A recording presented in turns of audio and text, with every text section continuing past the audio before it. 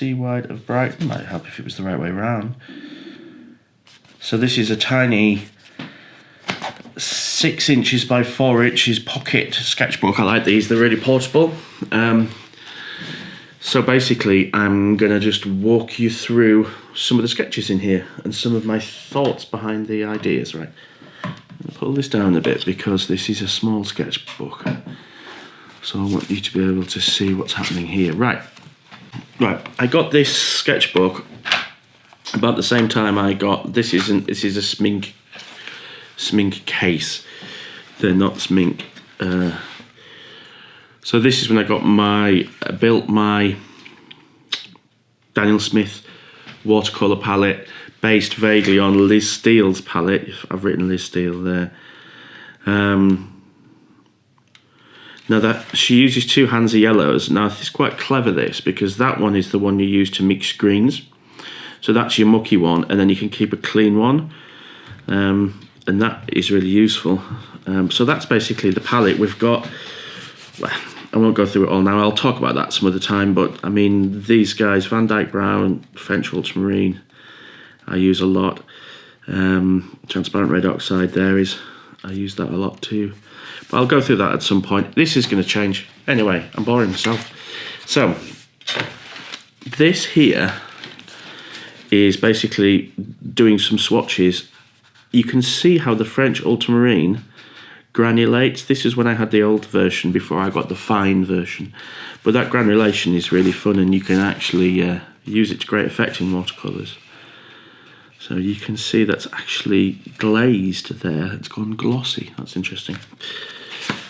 So what I'm doing here is I'm just trying out these colours, trying some different mixes, seeing what happens when they bloom. And again, here you can see how granulated that is.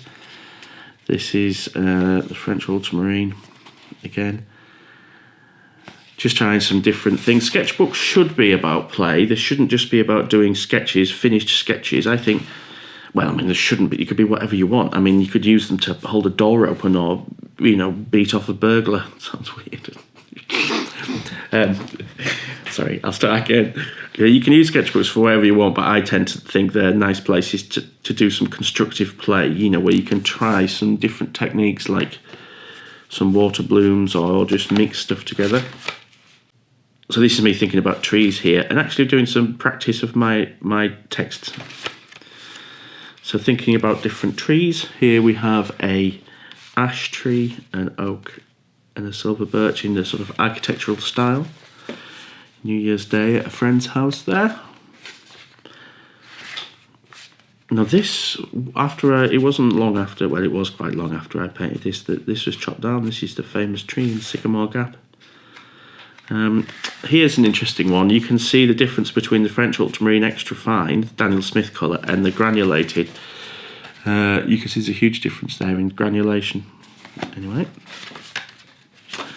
So some of these are quite quick little sketches that have just been done while I'm out and about.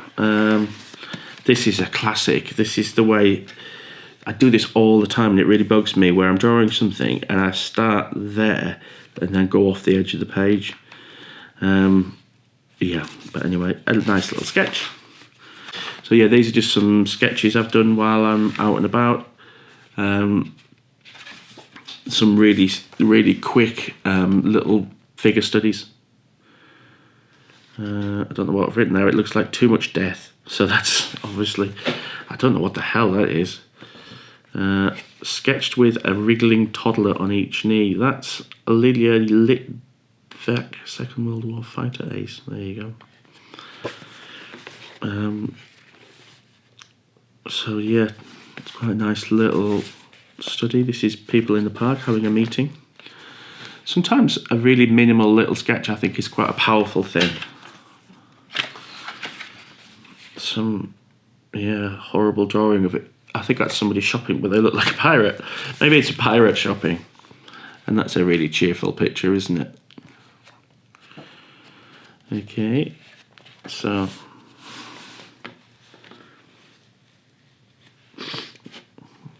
this was one of my mother's appointments at the hospital. I guess that was the first scan she had. She's passed away now, a year Time flies. And here is a little holiday we had in Norfolk. This is sketching on the beach in Norfolk, I think, again. It's a nice little chapter, that.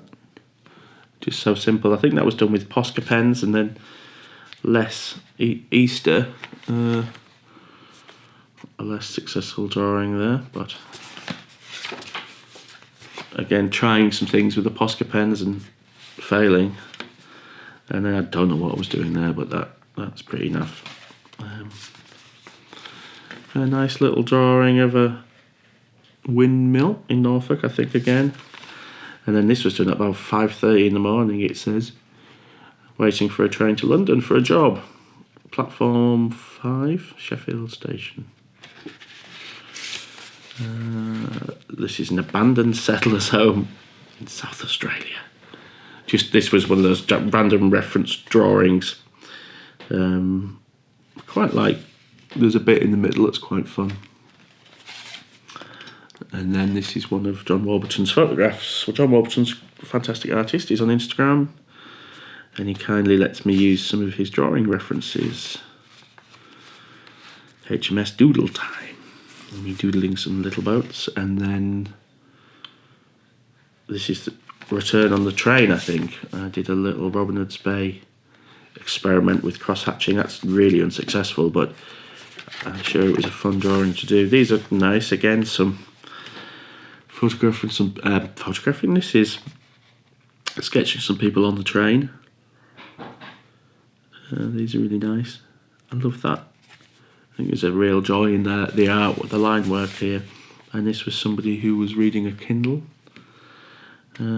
Again, it's quite loose. I love some of the colours in this. It's fun.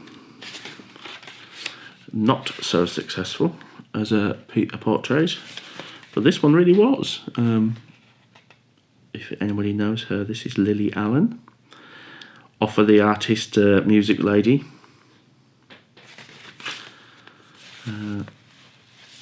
Some selective colouring in the foliage here, which is nice. This is just basically a little gatepost, but it just appealed, so I sketched it.